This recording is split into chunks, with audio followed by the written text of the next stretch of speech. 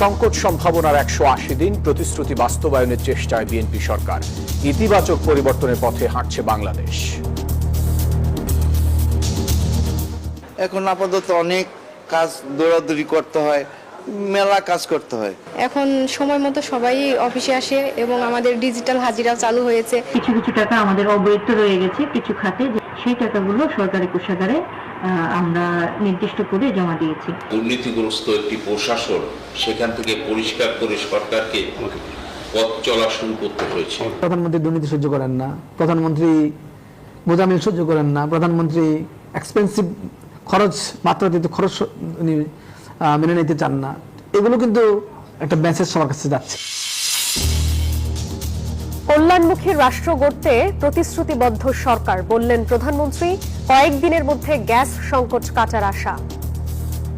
বাংলাদেশের বিভিন্ন এলাকায় মানুষ গ্যাসের কষ্ট পাচ্ছে। আমি আশা করি ইনশাআল্লাহ আল্লাহর রহমত থাকলে আগামী কয়েকদিনের মধ্যে এই সমস্যা অনেকাংশে গ্যাসের সমস্যা কমে আসবে। সাবেক প্রধানমন্ত্রী বেগম খালেদা জিয়ার জন্মদিনে মিলাদ ও দোয়া মাহফিল, দেশের মানুষের প্রতি অবদানের কথা স্মরণ। বিএনপির জাতীয় স্থায়ী কমিটির সদস্য হলেন 4 নেতা। সাংগঠনিক গতিশীলতা বাড়াতে দলের সিদ্ধান্ত জানিয়ে বিজ্ঞপ্তি। চট্টগ্রামের শিপইয়ার্ডে প্রাণহানি হাইড্রোজেন সালফাইডের বিষক্রিয়ায় ফেরদৌস স্টিলের কার্যক্রম সাময়িক স্থগিত। বাংলাদেশে 10 লাখ রোহিঙ্গা অনুপ্রবেশের তথ্য মানতে নারাজ মিয়ানমার, যাচাইয়ে মাত্র 3 লাখ শনাক্ত হওয়ার দাবি। এবং ডারউইন টেস্টে জয়ের সুবাস পাচ্ছে টাইগাররা, তৃতীয় দিনেও বাংলাদেশের দাপট, 67 রানে পিছিয়ে অস্ট্রেলিয়া। স্বাগত নিউজ 24 সংবাদে, সঙ্গে আমরা দুজন আছি। আমি জান্নাতুল সাদিয়া এবং আমি ফয়সাল মাহমুদ রয়েছি আপনাদের সাথে। দর্শক, দেখছিলেন সুপার বোর্ড সংবাদ শিরোনাম। সংকট সম্ভাবনাময় 180 দিন পার করল বিএনপি সরকার, কিন্তু এই 6 মাসে কতটা বদলেছে রাজনৈতিক সংস্কৃতি? রাষ্ট্রই বা কতটা হয়েছে মানবিক? প্রশাসনিক কাজে কি গতি ফিরেছে, নাকি সবকিছুই আছে আগের মতো? সাধারণ মানুষ কি বলছে? সাধারণ মানুষের সোজা সাপটা উত্তর, অল্প সময়ে ভীষণ কঠিন সফলতা ব্যর্থতার হিসেব করা, তবে প্রতিশ্রুতি বাস্তবায়নের চেষ্টা করছে সরকার। আর বিশ্লেষকদের পর্যবেক্ষণ, কেন্দ্র থেকে প্রান্তিক পর্যায়ে প্রশাসনিক কাজে গতি বেড়েছে স্বচ্ছতা, জবাবদিহিতাও। সব মিলিয়ে এক ধরনের ইতিবাচক পরিবর্তনের দিকেই হাঁটছে বাংলাদেশ। প্রধানমন্ত্রী পদের কর্তব্য বিশ্বস্ততার সহিত পালন করিব, বিশ্বস্তার সহিত পালন করিব। চরম সংকটময় সময়ে জনগণের ভোটে রাষ্ট্র পরিচালনার দায়িত্ব পায় তারেক রহমানের নেতৃত্বাধীন বিএনপি সরকার। শুরু থেকেই নির্বাচনী প্রতিশ্রুতি পূরণে গুরুত্ব দিয়ে আসছে সরকার। প্রাণপণ চেষ্টা করছে আগের রাজনৈতিক সংস্কৃতি বদলে মানবিক বাংলাদেশ গঠন করার। সরকারের এমন অবস্থানের বিপরীতে কি মূল্যায়ন সাধারণ মানুষের? বর্তমান সরকার আসার পর থেকে মোটামুটি ভালো চলতেছে। আমরা খুব ভালো আছি এখানে, কিন্তু কোনো আবজব কোনো ঝামেলা হচ্ছে না। প্রধানমন্ত্রী সচিবালয়ে অফিস করেন, আসেনও সবার আগে। এমনকি রাষ্ট্রীয় খরচ বাঁচাতে প্রটোকল কমানো থেকে শুরু করে আছে আরো নানা পদক্ষেপ। ফলে প্রশাসনের প্রাণকেন্দ্র সচিবালয় জুড়ে কর্মচাঞ্চল্য থাকে সকাল সন্ধ্যা। কেবল কাজের গতি বাড়েনি, বেড়েছে জবাবদিহিতাও। আগের এরকম ছিল না, এখন আপাতত অনেক কাজ দৌড়াদৌড়ি করতে হয়, মেলা কাজ করতে হয়। এখন সময় মতো সবাই অফিসে আসে এবং আমাদের ডিজিটাল হাজিরা চালু হয়েছে। সার্বিকভাবে উন্নয়নের ক্ষেত্রে এবং সমস্যা সমাধানের ক্ষেত্রে তো কাজ করতে হবে, বিধায় কাজের চাপ সার্বিক পর্যায়ে বৃদ্ধি পেয়েছে। এ তো গেল কেন্দ্রের কথা। জনপ্রত্যাশা পূরণে প্রশাসনের প্রায় সব স্তরেই কাজে গতি আনার চেষ্টা করছে সরকার। সম্প্রতি খাল খননের টাকা রাষ্ট্রীয় কোষাগারে ফেরত দিয়ে বিরল দৃষ্টান্ত স্থাপন করেছেন মাঠ প্রশাসনের কর্মকর্তারা। প্রায় 43 লক্ষ টাকার মতো অব্যয়িত থেকে যায়, এবং যেটি হচ্ছে নিয়ম অনুযায়ী সরকারি কোষাগারে জমা প্রদান করা হয়েছে। যেহেতু জনগণের টাকা, এটি আমাদের অন্য কাজে ব্যবহারের সুযোগ নেই। আমরা চেষ্টা করছি সরকারের যে উদ্দেশ্যে প্রোগ্রাম নিয়েছে প্রোগ্রামটি যেন শতভাগ সফল হয়। শুধু প্রশাসনেই নয়, গুণগত পরিবর্তন এসেছে রাজনৈতিক সংস্কৃতিতেও, দাবি স্থানীয় নেতাদের। আমরা সরকারে আসার পরে এই মব সন্ত্রাসটা প্রায় শতভাগ আপনার নির্মূল হয়েছে। এই প্রচেষ্টা যদি অব্যাহত থাকে, এই সরকার অবশ্যই আগামী 5 বছরে যথেষ্ট সফল একটি সরকার হবে। অতীতে সরকার গঠনের পরপরই শিক্ষাঙ্গন দখলে চলত তাণ্ডব লীলা। বিএনপি এবার ক্ষমতায় আসার পর পরিস্থিতি একেবারেই ভিন্ন। হানাহানির বদলে অবস্থানরত রাজনীতি গুরুত্ব পাচ্ছে শিক্ষাঙ্গনে। যে কোনো সংগঠন, নিষিদ্ধ কোনো সংগঠন না, এমন সব সংগঠন ক্যাম্পাসে খুব সুন্দরভাবেই তারা তাদের সকল কর্মকাণ্ড চালাইতে পারতেছে। এই যে রাজনৈতিক স্থিতিশীলতা, এটা বজায় থাকুক, সবার মধ্যে একটা সৌহার্দ্যপূর্ণ সম্পর্ক বজায় থাকুক। এর মধ্যে কৃষকের ঋণ মওকুফ, কৃষক কার্ড, ফ্যামিলি কার্ড দিয়ে সামাজিক নিরাপত্তা নিশ্চিত করার চেষ্টা করছে সরকার। আরও নানাভাবে মানুষের মন জয় করার চেষ্টা আছে সরকারের সর্বোচ্চ মহলে। এসবকে রাজনীতির গুণগত পরিবর্তন হিসেবেই দেখছেন বিশ্লেষকরা। সরকার কিছু কাজ করেছে ম্যানিফেস্টো অনুযায়ী, যে কাজগুলো যেমন কার্ড সিস্টেম থেকে শুরু করে ফ্যামিলি কার্ড থেকে শুরু করে অন্যান্য বিষয়গুলো বা খাল খনন, তো এগুলো কিন্তু সরকার করতে পেরেছে। এর পিছনে মূল কাজটা হলো আমার কাছে মনে হয় প্রধানমন্ত্রীরই বিশেষ করে উদ্যম। সাধারণ মানুষ বলছেন 6 মাস সরকারকে ভালোমন্দ বিচারের জন্য খুব যথেষ্ট সময় নয়। তারপরও প্রধানমন্ত্রীর কর্মকাণ্ডে আশাবাদী তারা। প্রত্যাশা সাধারণ মানুষের স্বপ্ন পূরণে, সংকট মোকাবেলায় বাস্তবসম্মত সিদ্ধান্ত নেবে সরকার। সবার সম্মিলিত প্রচেষ্টায় গড়ে উঠবে মানবিক বাংলাদেশ। জনগণের টাকা আর পাচার হতে দেব না আমরা। জনগণের টাকা দিয়ে জনগণের জন্য কাজ করা হবে। হোসাইন শাহাদাত, নিউজ 24, ঢাকা। কল্যাণমুখী রাষ্ট্র গড়তে চায় সরকার, এমনটি বলেছেন প্রধানমন্ত্রী তারেক রহমান। সকালে আগারগাঁওয়ে নিউরোসায়েন্স হাসপাতালের নতুন ভবন উদ্বোধন করেন তিনি। বলেন, দেশের কেউ যেন স্বাস্থ্য সেবা থেকে বঞ্চিত না হয়। এরপর ওসমানী স্মৃতি মিলনায়তনে অবসরপ্রাপ্ত শিক্ষকদের অবসর ও কল্যাণ ভাতা প্রদান অনুষ্ঠান উদ্বোধন করেন প্রধানমন্ত্রী। রাজধানীর আগারগাঁওয়ের ন্যাশনাল ইনস্টিটিউট অব নিউরোসায়েন্স ও হাসপাতাল প্রাঙ্গণে 500 শয্যা বিশিষ্ট নতুন ভবনের উদ্বোধন করেন প্রধানমন্ত্রী তারেক রহমান। হাসপাতালটির শয্যা সংখ্যা বেড়ে দাঁড়ালো 1000-এ। উদ্বোধন শেষে প্রধানমন্ত্রী অপারেশন থিয়েটার ও ইন্টেন্সিভ কেয়ার ইউনিট আইসিইউ ঘুরে দেখেন। হাসপাতালের চিকিৎসা সেবা ও রোগীদের জন্য বিদ্যমান সুযোগ সুবিধা সম্পর্কে খোঁজ নেন। পরে বক্তব্য রাখেন চিকিৎসক, নার্স ও স্টাফদের উদ্দেশ্যে। রোগীর প্রতি একজন চিকিৎসক বা স্বাস্থ্যকর্মী সহানুভূতিপূর্ণ আচরণ, মনোযোগ দিয়ে রোগীর কথা শোনা, রোগীর মানসিক অবস্থা বোঝা এবং রোগীর সঙ্গে সম্মানজনক আচরণ চিকিৎসার মান অনেক বাড়িয়ে দেয়। সরকার প্রধান বলেন, প্রত্যন্ত অঞ্চলেও মানসম্মত চিকিৎসা সেবা নিশ্চিতে কাজ করছে সরকার। প্রত্যন্ত অঞ্চলের একজন রোগী যাতে যে কোনো চিকিৎসার জন্য প্রচুর অর্থ ব্যয় করে রাজধানীতে আসতে না হয়, এজন্য সরকার হেলথ কার্ডের মাধ্যমে একটি আধুনিক ও কার্যকর রেফারেন্স সিস্টেম গড়ে তোলার পাশাপাশি চিকিৎসা সুবিধা মানুষের দোরগোড়ায় পৌঁছে দেওয়ার জন্য কাজ শুরু করেছে। এদিকে ওসমানী স্মৃতি মিলনায়তনে বেসরকারি শিক্ষক কর্মচারীদের অবসর ও কল্যাণ সুবিধার অর্থপ্রদান অনুষ্ঠানে যোগ দেন প্রধানমন্ত্রী।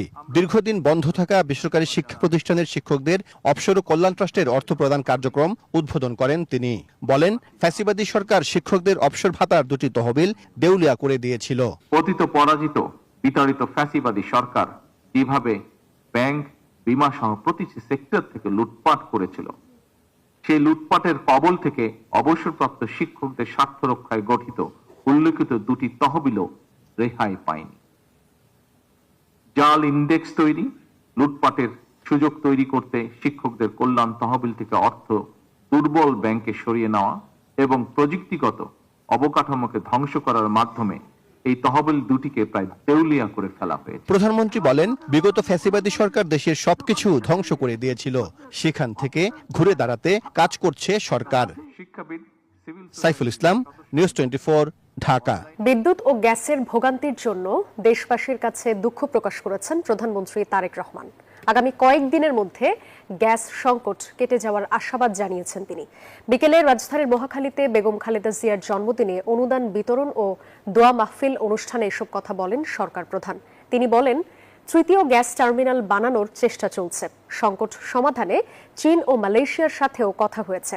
বিগত সরকার দেশের অর্থনীতিকে ধ্বংসস্তূপে পরিণত করেছিল, নতুন সরকার দেশকে গড়তে কাজ করছে বলেন প্রধানমন্ত্রী। সমগ্র বাংলাদেশে মানুষ যে বিদ্যুতের কষ্ট পাচ্ছেন, আমি আন্তরিকভাবে তার জন্য দুঃখ প্রকাশ করছি। আল্লাহর রহমত থাকলে দ্রুতই আমরা এই অবস্থা থেকে মানুষকে বের করে নিয়ে আসতে পারবো। 3য় জাহাজটি চলে আসলে গ্যাসের সমস্যার সমাধান অনেকাংশে কমে যাবে। আমরা চাইনিজদের সাথে কথা বলেছি, তারা দ্রুততার সাথে চেষ্টা করছে এই জাহাজ তৈরি করে নিয়ে আসতে পারে বাংলাদেশে। এর মধ্যে আপনি দেখেছেন দ্রুততার সাথে আমি মালয়েশিয়ার প্রধানমন্ত্রী জনাব আনোয়ার ইব্রাহিমের সাথে কথা বলেছিলাম যে সহযোগিতা দেওয়ার জন্য, গ্যাসের সহযোগিতা দেওয়ার জন্য। তারাও চেষ্টা করছে আমাদেরকে সেই সহযোগিতা দেওয়ার জন্য। প্রয়াত প্রধানমন্ত্রী বেগম খালেদা জিয়ার ৮২তম জন্মদিন নয়াপল্টনে বিএনপির কেন্দ্রীয় কার্যালয়ে আয়োজন করা হয় দোয়া ও মিলাদ মাহফিল। অংশ নেন দলের নেতাকর্মীরা।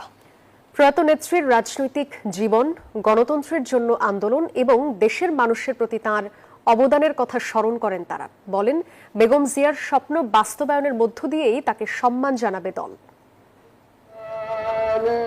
সাবেক প্রধানমন্ত্রী এবং বিএনপির সাবেক চেয়ারপারসন বেগম খালেদা জিয়ার ৮২তম জন্মবার্ষিকী উপলক্ষে আয়োজন করা হয় এই দোয়া ও মিলাদ মাহফিল। এ সময় কোরআন তেলাওয়াত ও বিশেষ মোনাজাতে বেগম খালেদা জিয়ার আত্মার মাগফিরাত কামনা করা হয়। এর আগে আলোচনায় দলের জ্যেষ্ঠ নেতারা বলেন, বেগম জিয়ার গণতন্ত্র পুনরুদ্ধারের আন্দোলনের ফসল আজ দেশবাসী ভোগ করছে, তাই আপসহীন নেত্রীর আদর্শ ভুলে গেলে চলবে না। তার যে আপসহীনতা এবং তিনি যে লক্ষ্য নিয়ে সংগ্রাম করছেন, সেইখান থেকে তাকে বিচ্যুত করা যায়, তাকে আপোষ করানো যায়নি। স্বৈরাচারের বিরুদ্ধে, ফ্যাসিজমের বিরুদ্ধে, কিন্তু কোনোদিন তিনি কারো কাছে মাথা নত করেননি।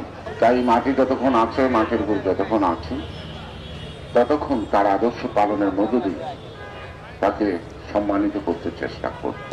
আমাদেরকে এটা মাথায় রাখতে হবে, ধারণ করতে হবে, এটা ভুলে গেলে চলবে না। আজকে দল ক্ষমতায় আসছে, জীবন সব সহজ হয়ে গেছে, এটা মনে করার কোনো কারণ নাই।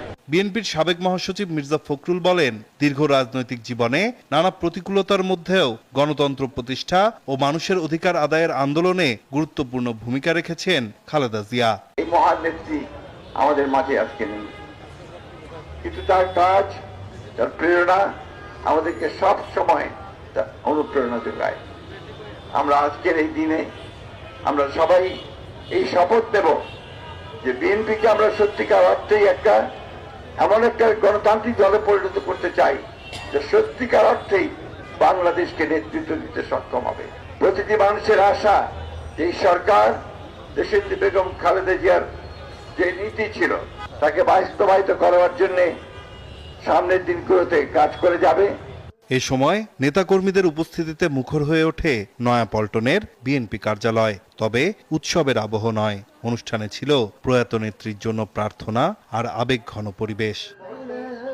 নাইম আল চিকো, নিউজ 24, ঢাকা।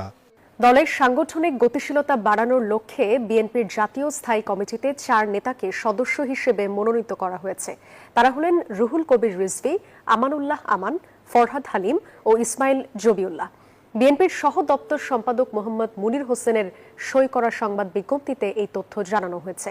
বিজ্ঞপ্তিতে বলা হয়, দলীয় সিদ্ধান্ত অনুযায়ী এই 4 নেতাকে স্থায়ী কমিটির সদস্য হিসেবে মনোনীত করা হয়েছে।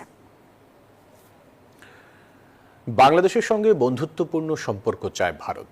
পারস্পরিক শ্রদ্ধার ভিত্তিতে দুই দেশের সম্পর্ক সমৃদ্ধ হচ্ছে, এমন মন্তব্য করেছেন ঢাকায় নিযুক্ত ভারতের হাইকমিশনার দীনেশ ত্রিবেদী। সকালে দেশটির ৮০তম স্বাধীনতা দিবস উপলক্ষে আয়োজিত এক অনুষ্ঠানে এসব কথা বলেন তিনি। ঢাকায় ভারতীয় হাইকমিশন প্রাঙ্গণে দেশটির জাতীয় পতাকা উত্তোলনের মধ্য দিয়ে শুরু হয় ৮০তম স্বাধীনতা দিবস উদযাপনের আনুষ্ঠানিকতা। ঐতিহ্য অনুযায়ী অনুষ্ঠানে ভারতের রাষ্ট্রপতির দেওয়া শুভেচ্ছা বার্তা পড়ে শোনান হাই কমিশনার। এ সময় তিনি বলেন, বাংলাদেশ ভারত সম্পর্ক সুদৃঢ় ভিত্তির উপর প্রতিষ্ঠিত।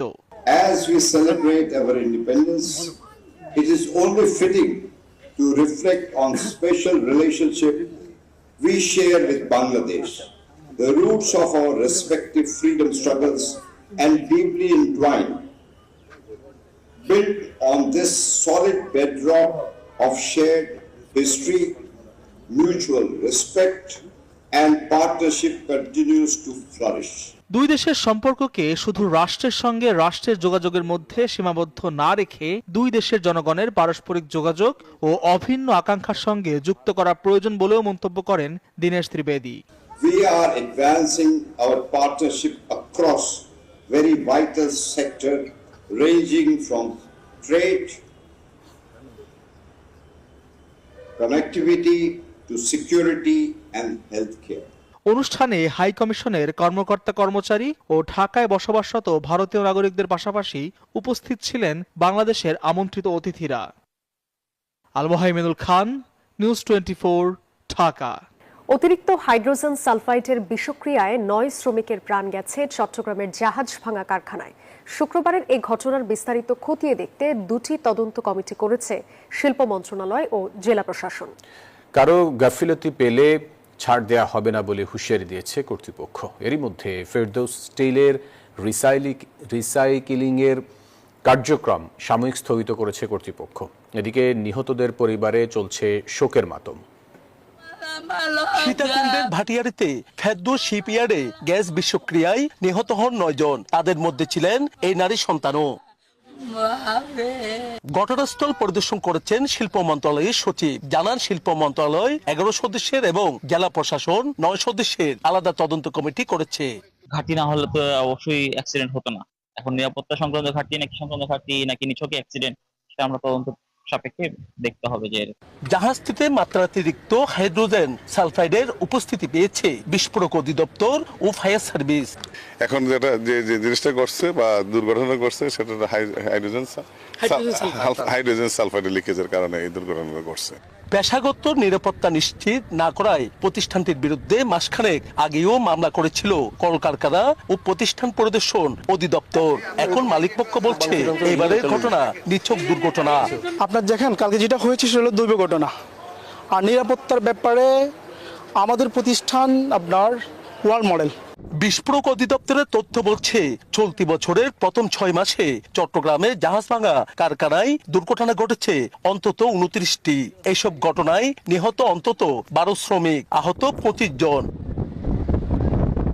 নয়ন বড়ুয়া জয়, নিউজ 24, চট্টগ্রাম। জেলা জুড়ে ব্যানার ফেস্টুন নির্মাণ হচ্ছে মঞ্চ। প্রধানমন্ত্রী তারেক রহমানের সফর ঘিরে কিশোরগঞ্জে সাজ রব। সফরে ঐতিহাসিক শোলাকিয়া ঈদগাহ ময়দান উন্নয়ন প্রকল্প উদ্বোধন করবেন সরকার প্রধান। যোগ দেবেন মৎস্যপক্ষ ফ্যামিলি কার্ড বিতরণ অনুষ্ঠানে। বৃক্ষরোপণ কর্মসূচির আয়োজনেও অংশ নেবেন তিনি। টিটু দাসের তথ্যছবিতে ডেস্ক রিপোর্ট।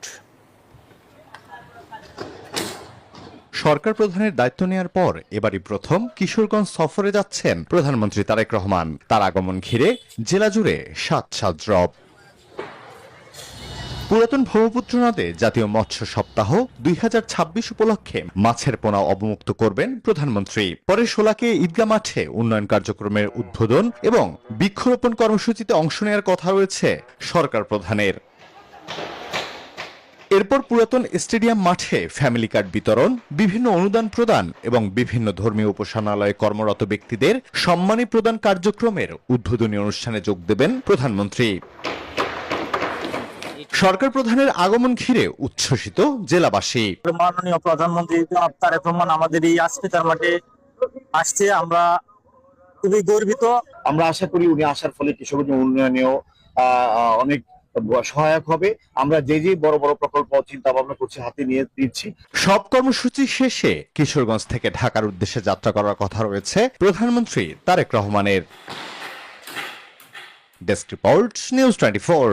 গত 5.5 মাসে বর্তমান সরকার যে ইতিবাচক ভাবমূর্তি গড়েছে তা অন্য কোনো সরকার তৈরি করতে পারেনি, এমন মন্তব্য করেছেন সরকার দলীয় চিফ হুইপ নুরুল ইসলাম মনি। বিকেলে জাতীয় প্রেস ক্লাবে জুলাই গণ অভ্যুত্থানের 2 বছর পূর্তি উপলক্ষে এক আলোচনা সভায় তিনি এই কথা বলেন। চিফ হুইপ বলেন, বিএনপি প্রতিবারই একটি ভঙ্গুর অর্থনীতি ও ভঙ্গুর রাষ্ট্র পরিচালনার দায়িত্ব পেয়েছে, এবারও তার ব্যতিক্রম ঘটেনি। গত 5.5 মাসে তারেক রহমান যে ইমেজ তৈরি করেছেন দেশে, আমি তো মনে করি না স্বাধীনতার পর এরকম ইমেজ 5.5 মাসে কোনো গভর্নমেন্টে বসে কোন নেতা তৈরি করতে পেরেছে। 30 লক্ষ কোটি টাকা এখান থেকে চুরি হয়েছে, তারা পালিয়ে নিয়ে চলে গেছে। আমরা 7টা বাজেট দিতে পারতাম, সেই টাকা চুরি করে নিয়েছে। বিএনপির কাজে সবসময় একটা ভঙ্গুর অর্থনীতি এবং ভঙ্গুর পরিস্থিতি নিয়েই বিএনপি সবসময় গভর্নমেন্টে বসে। মাদারীপুরের কালকিনিতে মাদ্রাসার পাশের টিনের বসতঘরে বোমা বিস্ফোরণের ঘটনায় 5 শিক্ষার্থী আহত হয়েছে। শনিবার সকালে গোপালপুর এলাকায় দারুস সুন্নাহ মাদ্রাসার পাশে এই ঘটনা ঘটে। আহতদের বিভিন্ন হাসপাতালে ভর্তি করা হয়েছে। এর মধ্যে একজনের অবস্থা আশঙ্কাজনক। ঘটনা তদন্ত করছে পুলিশ। বেলাল রিজভির পাঠানো তথ্য ছবিতে ডেস্ক রিপোর্ট। সকাল 9:30 মাদারীপুরের কালকিনি পৌর এলাকার গোপালপুর দারুস সুন্নাহ মহিলা মাদ্রাসার পাশে টিনের বসত ঘরে হঠাৎ বিকট শব্দে বিস্ফোরণ, আতঙ্ক ছড়িয়ে পড়ে চারদিকে। স্থানীয়রা জানান, হঠাৎ বিস্ফোরণে উড়ে যায় টিনের বেড়া, তছনছ হয়ে যায় ঘরের জিনিসপত্র। এ সময় বেড়ার পাশে লাগোয়া মাদ্রাসার 5 শিক্ষার্থী আহত হয়। এদের সবার বয়স 8 থেকে 10 বছর। তাদের উদ্ধার করে প্রথমে কালকিনি উপজেলা স্বাস্থ্য কমপ্লেক্স ও পরে কয়েকজনকে মাদারীপুর সদর হাসপাতালে ভর্তি করা হয়। আমরা প্রথমে ভাবছিলাম সিলিন্ডার বাস্ট হবে, পরে দেখছি যে না সিলিন্ডার না, ওটা বোম বাস্ট হয়েছে, বোম রাখছে মাদ্রাসার ভিতরে। দৌড়ে গেছে, ধুমার মধ্যে আর্মি বসত ঘরে কিভাবে বোমা এলো, বিস্ফোরণ ঘিরে নানা বিষয় খতিয়ে দেখছে পুলিশ। আমরা অনুসন্ধান করছি, আমরা ইনভেস্টিগেট করব, ইনভেস্টিগেট করে পিছনে কারা আছে, এই বল সদৃশ বোমা কে রেখেছে, এবং এই যে বাচ্চাদের, ছোট শিশু বাচ্চাদের আহত হওয়ার পিছনে কারা মূল, তাদের আমরা খুঁজে বের করব। মাদ্রাসার মতো একটি শিক্ষা প্রতিষ্ঠানের পাশে বিস্ফোরণের ঘটনায় উদ্বিগ্ন শিক্ষার্থী ও অভিভাবকরা। বিস্ফোরণের উৎস এবং জড়িতদের আইনের আওতায় আনার দাবি স্থানীয়দের। Desk report, news 24। প্রবল কম্পনে মুহূর্তেই কেঁপে ওঠে ইন্দোনেশিয়ার ফ্লোরেস দ্বীপ। প্রায় 1 মিনিটের 7.7 মাত্রার ভূমিকম্পে ধসে পড়ে ভবন, আতঙ্কে রাস্তায় নেমে আসে মানুষ। ক্ষতিগ্রস্ত স্থাপনার নিচে চাপা পড়ে প্রাণ গেছে অন্তত 47 জনের। সুনামির শঙ্কায় উপকূলীয় বাসিন্দাদের নিরাপদে সরে যাওয়ার নির্দেশ দেওয়া হলেও পরে তা তুলে নেওয়া হয়েছে। শনিবার ইন্দোনেশিয়ার ফ্লোরেস দ্বীপে অনুভূত হয় 7.7 মাত্রার ভূমিকম্প। প্রায় 60 সেকেন্ডের তীব্র কম্পনে চোখের সামনেই ধসে পড়ে পূর্ব নুসা তেঙ্গারা প্রদেশে মাউমেরে বন্দরের ভবনটি। ভূপৃষ্ঠের মাত্র 15 কিলোমিটার গভীরে উৎপন্ন এই কম্পনের উৎপত্তিস্থল ছিল নেগেকেও এলাকার কাছে ফ্লোরেস দ্বীপের উপকূলীয় অঞ্চলে। সিক্কা, এন্দে ও বিমা এলাকায় কম্পন ছিল তীব্র। আতঙ্কের রাস্তায় ও সড়কে ঠাঁই নেন বহু মানুষ। কোন রকম দৌড়ে পালিয়েছি, সবকিছু কাঁপছিল, সবাইকে নিয়ে বাইরে বেরিয়ে আসি। কম্পনে ক্ষতিগ্রস্ত স্থাপনার নিচে চাপা পড়ে প্রাণ গেছে বহু মানুষের। নিখোঁজদের উদ্ধারে অভিযান শুরু করেছে দুর্যোগ মোকাবিলা কর্তৃপক্ষ। 3টি আফটার শকের পর সমুদ্রে 3 ফুট উঁচু ঢেউ রেকর্ড করা হলেও সুনামির সতর্কতা তুলে নেওয়া হয়েছে। প্রশান্ত মহাসাগরীয় অঞ্চলের অন্যতম ভূমিকম্প প্রবণ দেশ ইন্দোনেশিয়া। 17,000-এর বেশি দ্বীপ নিয়ে গঠিত এই দেশে 2004 সালে 9.1 মাত্রার ভূমিকম্প ও সুনামিতে প্রাণ হারান 2,20,000-এরও বেশি মানুষ। নীরব দাস, নিউজ 24। ডারউইন টেস্টে তৃতীয় দিন শেষে জয়ের সুবাস পাচ্ছে বাংলাদেশ। প্রথম ইনিংসে টাইগারদের সংগ্রহ 428 রান। জবাবে দ্বিতীয় ইনিংসে ব্যাট করতে নেমে 4 উইকেট হারিয়ে অস্ট্রেলিয়া তুলেছে 161 রান। অজিরা এখনও 67 রানে পিছিয়ে। প্রথম ইনিংসে 198 রানে অল আউট হয়েছিল স্বাগতিকরা। ইতিহাস গড়ে প্রথমবার অস্ট্রেলিয়ার মাটিতে 4 শতাধিক রানের ইনিংস খেলল বাংলাদেশ। স্বাগতিকদের বিপক্ষে 351 রান নিয়ে তৃতীয় দিন শুরু করে টাইগাররা। প্রথম ঘন্টায় 2 উইকেট হারালেও তাইজুল ইসলাম যোগ করেন 17 রান। এদিন অস্ট্রেলিয়ার বোলারদের রীতিমতো ঘাম ছুটিয়েছেন বাংলাদেশের লোয়ার অর্ডার। তৃতীয় দিন 4 উইকেটে টাইগাররা সংগ্রহ করে 75 রান। মেহেদী হাসান মিরাজ তুলে নেন তার টেস্ট ক্যারিয়ারের 10ম অর্ধশতক। 65 রানে হ্যাজেলউডের বলে থামে তার ইনিংস। এই সিরিজে টাইগারদের তৃতীয় অর্ধশতক এটি। নবম উইকেটে তাসকিনের সাথে এবাদত হোসেনের জুটিতে আসে 8 রান, আর তাতেই স্কোর দাঁড়ায় 426 রানে। জবাবে ব্যাট করতে নেমে শুরুতেই খেই হারায় অজিরা। প্রথম ইনিংসে 6 উইকেট শিকার করা টাইগার হাসান মাহমুদের বলে দ্বিতীয় ওভারেই 0 রানে সাজঘরে ফেরেন ওপেনার জ্যাক ওয়েদারল্ড। 11তম ওভারে হাসান মাহমুদের বলেই বিদায় নেন আরেক ওপেনার ট্রাভিস হেড। দলীয় 73 রানে তাইজুল ইসলাম ফেরান মার্নাস লাবুসেনকে। এরপর স্টিভেন স্মিথ নিজেকে মেলে ধরতে চাইলেও মেহেদী মিরাজের বলে কট অ্যান্ড বোল্ড হয়ে 44 রানে থামে তার ইনিংস। এরপর দলের হাল ধরেন ক্যামেরন গ্রিন ও অ্যালেক্স ক্যারি। দুজনের 39 রানের জুটিতে 161 রানে তৃতীয় দিন শেষ করেছে অজিরা। 67 রানে পিছিয়ে থেকে চতুর্থ দিন ব্যাট করতে নামবে মাইটি অস্ট্রেলিয়া। বামনুর রহমান, নিউজ 24। দর্শক, ছিল নিউজ 24 সংবাদে। এতক্ষণ সাথে থাকার জন্য ধন্যবাদ সবাইকে।